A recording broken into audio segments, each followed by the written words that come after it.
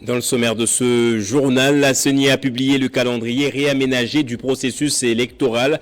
Parmi les dates à retenir, il y a notamment la convocation ce jeudi de l'électorat des élections des sénateurs, gouverneurs et vice-gouverneurs qui initialement étaient prévues pour le 1er janvier dernier et la tenue des élections à Massissi, Rutshuru et Kwamouth. Et juste à côté de Kinshasa ici, le bilan des violences enregistrées en début de semaine à Kimpese a été revu à la hausse. 7 morts et 16 blessés, a rapporté le ministre provincial de l'Intérieur. Aux États-Unis, les patrons des réseaux sociaux ont été auditionnés hier au Sénat. Les dirigeants des principales plateformes se sont engagés à investir davantage dans le volet sécuritaire. Bonjour à tous et bienvenue dans ce journal. À la une de l'actualité, d'abord cette information. Le secrétaire général adjoint aux opérations de paix de l'ONU, Jean-Pierre Lacroix, a entamé une visite de 7 jours en RDC. Il est censé rencontrer le président de la République, Félix Tshisekedi, au sujet du désengagement de la MONUSCO. Il sera également à Goma ce week-end avant de se rendre à Beni et à Bukavu. Et dans l'actualité également, au Congo central, à Kimpese, le bilan des échauffourées qui ont éclaté entre la population et les éléments des services de sécurité s'est alourdi. On parle actuellement de 7 morts et 16 blessés. Cette annonce est du ministre provincial de l'Intérieur. Les autorités provinciales, quant à elles, confirment les faits et rallongent la liste de dégâts matériels avec l'incendie du bureau de la police et la résidence d'une autorité de la police de circulation routière. Rappelons qu'un couvre-feu de 5 jours a été décrété hier mercredi par le ministre provincial de l'Intérieur de la même province. Et pour lutter contre la criminalité à Goma, les autorités militaires ont pris de nouvelles mesures, notamment l'identification de nouveaux venus dans la ville chaque matin à partir de 10h30. C'est une pratique qui se fait déjà dans d'autres régions de l'Est du pays. Des détails dans ce reportage du gouvernorat provincial. La gouvernance des proximités prônant le dialogue à la place de la violence, voilà le cadre dans lequel le gouverneur militaire AI du Nord Kivu, le général-major Peter Chirimwami, a échangé avec les chefs des 18 quartiers de Goma et les cadres de base.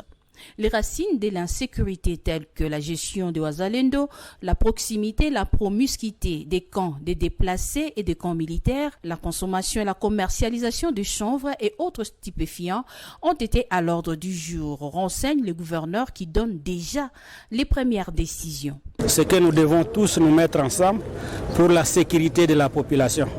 On a aussi pris une mesure d'identifier les nouveaux venus dans la ville et que chaque matin à 10h30, nous devons avoir la liste des gens qui sont arrivés dans la ville ou ceux qui sont sortis de la ville pour qu'on soit sûr avec qui nous vivons. Il y a un cadre de base qu'on appelle Jonathan, à qui son chef a demandé qu'il participe à la réunion.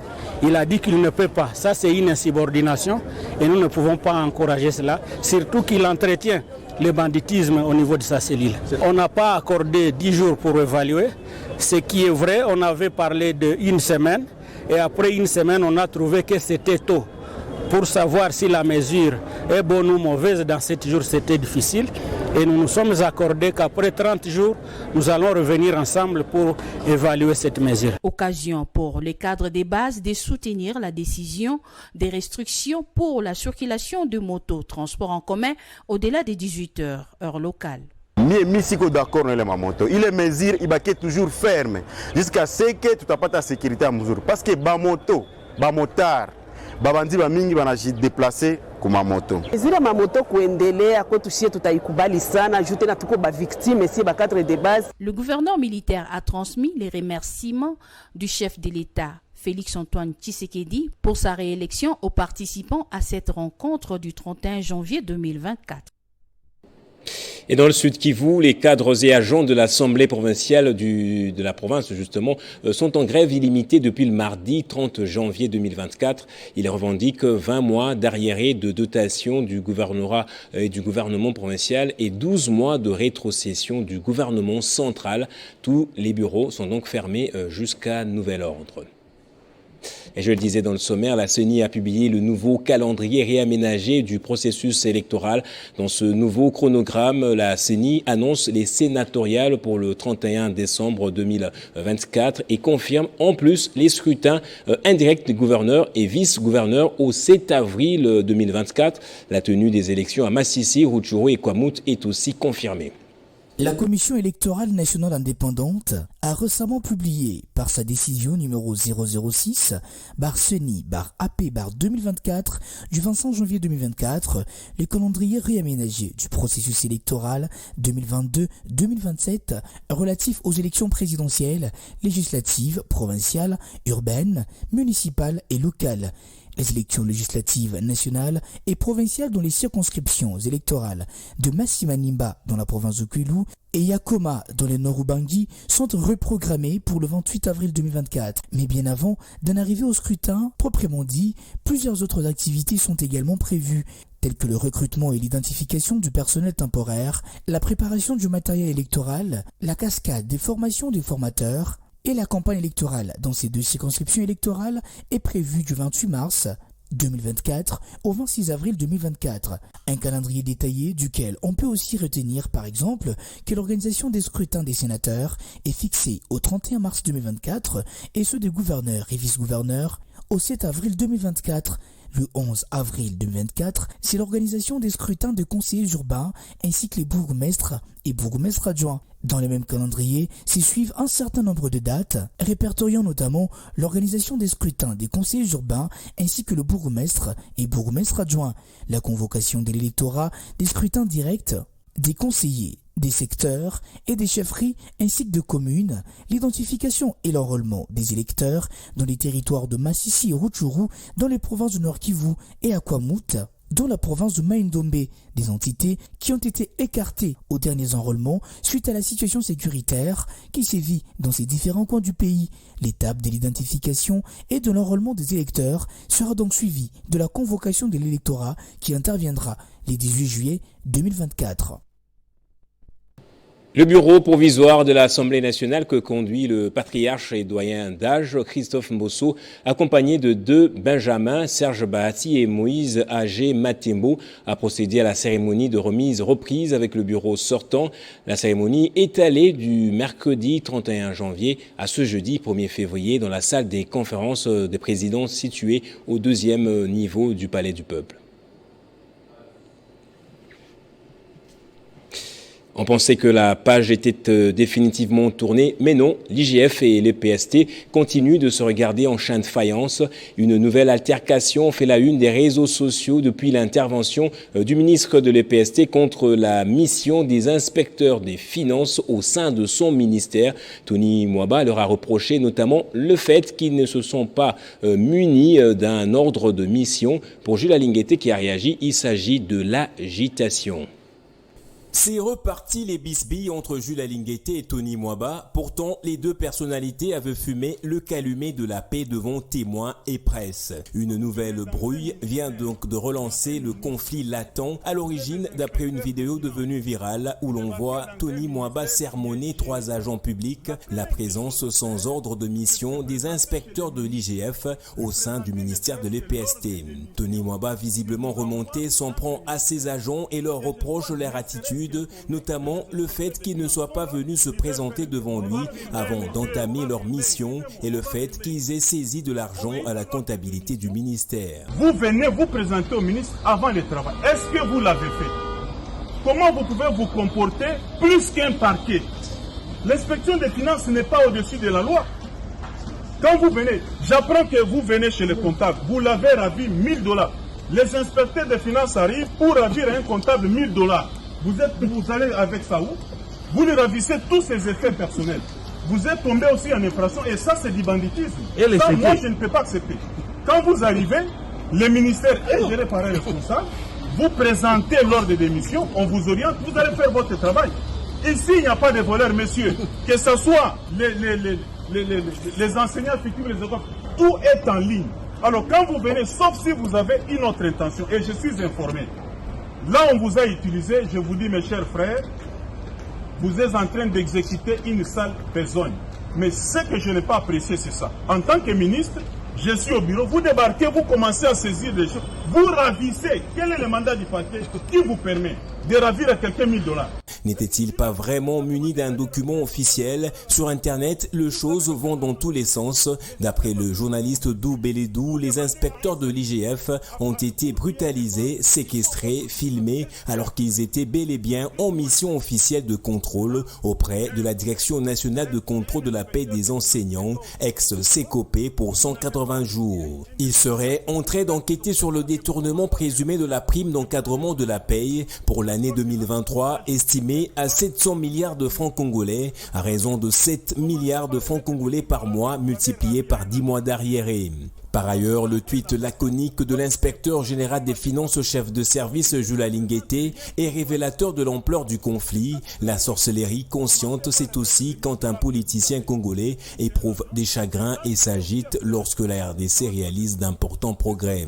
Pour l'instant, les inspecteurs conduits devant la justice ont été libérés par le procureur. Les deux institutions se préparent donc à sortir des communiqués pour fixer l'opinion sur le sujet. Le parquet va aussi vous entendre à quel titre et sur base de quoi vous avez ravi des effets personnels à quelqu'un. Et aux États-Unis, cette fois pour terminer ce journal, les patrons des principaux réseaux sociaux étaient entendus par une commission sénatoriale sur les conséquences parfois dramatiques pour les jeunes des contenus publiés sur leur plateforme. Ce sujet met d'accord les élus politiques des deux bords et de nombreuses associations qui accusent les plateformes numériques de ne pas suffisamment protéger les plus jeunes, notamment contre les risques d'exploitation sexuelle ou de suicide. Joël Isselona. Contenu choquant, exploitation sexuelle, harcèlement en ligne, prévention du suicide, les réseaux sociaux sont décriés à travers le monde pour leur impact néfaste sur la jeunesse. Face à ces dérives bien documentées, le Sénat américain a organisé une audition à laquelle ont été convoqués les principaux dirigeants de plateformes numériques. Dans cette grande salle de congrès, les 5 dirigeants, Mark Zuckerberg de Meta, Facebook et Instagram, Linda Yaccarino de X, Xu Zhishu de TikTok, Evan Spiegel de Snap et Jason Citron des Discord se sont tous exprimés à ces sujets. Dans sa prise de parole, le créateur de Facebook, Mark Zuckerberg, qui a été le plus pointé du doigt et accusé d'avoir les sangs sur les mains, s'est de nouveau excusé après avoir entendu les témoignages des familles des victimes. « Je suis désolé, dit-il, pour tout ce que vous avez vécu. Personne ne devait vivre ce que vous et vos familles avez enduré. » Le patron de Facebook s'est surtout justifié, soulignant les investissements continus des Meta dans les efforts entrepris par sa compagnie pour protéger les enfants. Les 5 dirigeants des plateformes numériques ont rassuré et promis de travailler dur pour fournir aux parents et aux adolescents le soutien et les outils nécessaires pour réduire les risques tout en reconnaissant que le combat était permanent pour faire évoluer nos défenses. Place au rappel des titres à présent. La CENI a publié le calendrier réaménagé du processus électoral.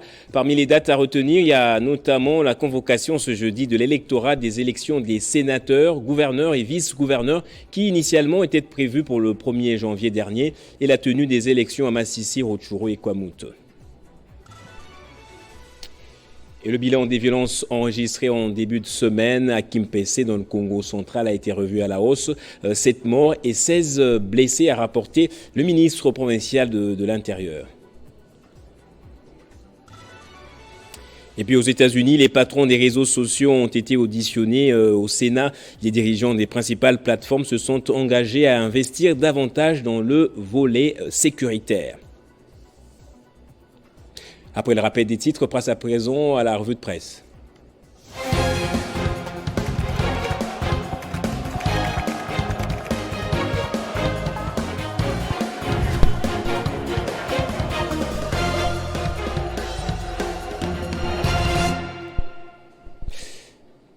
Et nous allons lire les journaux cet après-midi avec Moïse Tchamala.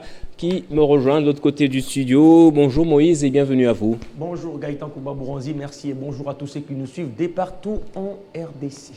Plusieurs journaux parus ce jeudi 1er février 2024 à Kinshasa relayent la publication par la CENI du calendrier électoral réaménagé. Tout justement Gaëtan Kouba-Bouranzi, la CENI ne compte pas baisser les bras et compte aller jusqu'au bout. D'abord, à la une du quotidien L'Avenir, il est écrit « La CENI publie les calendriers réaménagés du processus électoral 2022-2027. » Eh bien, Gaëtan, L'Avenir rapporte qu'à travers un communiqué de presse, la Commission électorale nationale indépendante CENI publie les calendriers réaménagés du processus électoral 2022-2027 relatifs aux élections présidentielles, législatives, provinciales, urbaines, municipales et locales rendues publiques précédemment par la CENI. On note par exemple que l'organisation des scrutins des sénateurs est fixée au 31 mars 2024 et ce, des gouverneurs et vice-gouverneurs au 7 avril 2024. Gaëtan,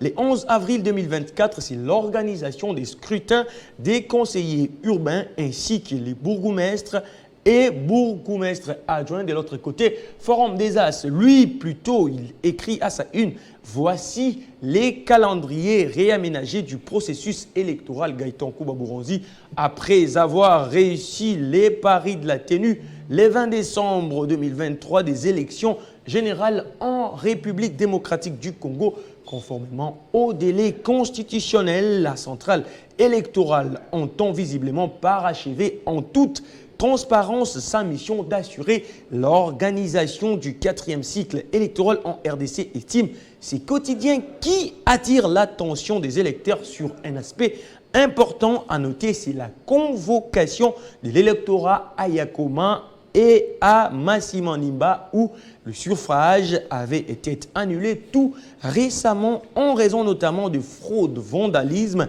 des matériels et détention illégale des dispositifs électronique des votes, mais également Gaëtan Kouba-Bouranzi, les calendriers électoraux réaménagés remet en course cette élection au niveau de l'Est de la République du Congo, dans les parties où les zones sont toujours en conflit. D'abord, ce qui nous parle de cela, c'est actualité.cd, ces médias en ligne qui écrit « Élection en RDC, la CENI prévoit l'enrôlement des électeurs à Massissi, Rutshuru et Kwamutu du 1er juillet au 20 juillet et les votes les 5 octobre. » Gaëtan Kouba-Bouranzi, dans ces nouveaux calendriers réaménagés, la Commission électorale nationale indépendante a prévu du 1er juillet au 20 juillet 2024 l'identification et l'enrôlement des électeurs dans les territoires des Massissi et Rutshuru.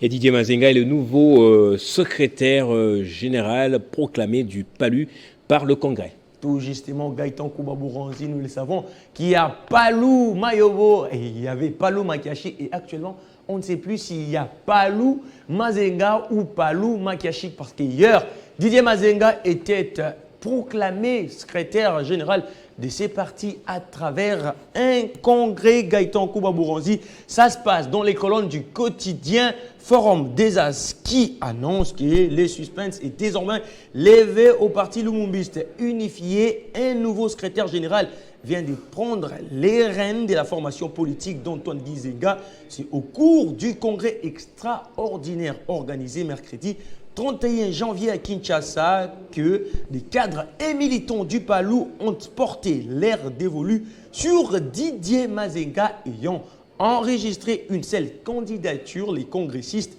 se sont prononcés en votant par acclamation Didier Mazenga Mukanzu qui devient par ces faits secrétaire général du parti lumumbiste unifié. Gaëtan Kouba-Bouranzi, selon ACP qui renchérit d'abord à sa une un nouveau secrétaire général à la tête du parti lumumbiste unifié PALU. Et bien Gaëtan, conformément au règlement du Congrès, en cas d'une candidature unique, les votes se passent par acclamation. Didier Mazenga est à ce jour le 3e secrétaire général et chef du parti lumumbiste unifié.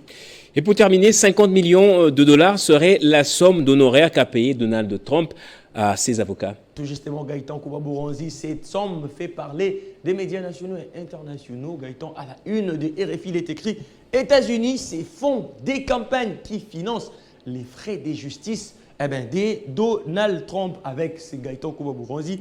Ces 4 inculpations pénales, dont des fédérales et ces 2 procès au civil, les frais de justice de Donald Trump a atteint des montants vertigineux, mais ce n'est pas lui qui règle la note. Rien que pour l'année 2023, 50 millions de dollars d'honoraires d'avocats de Trump ont été payés par CPAC, ces comités d'action politique chargés des collectes et des donations de ces supports pour financer sa campagne. C'est la Commission électorale fédérale qui publie ces chiffres. C'est mercredi 31 janvier, Gaëtan. Merci infiniment Moïse Chamala pour cette lecture transversale des sites et journaux parus ce jeudi. C'est moi qui vous remercie, Gaëtan Kouba-Bouranzi. Et vous l'aurez compris, c'est par ici donc que se referme ce journal. Merci à vous également, madame, messieurs, de l'avoir suivi. Soyez toujours dans la joie. Chez vous, madame, messieurs.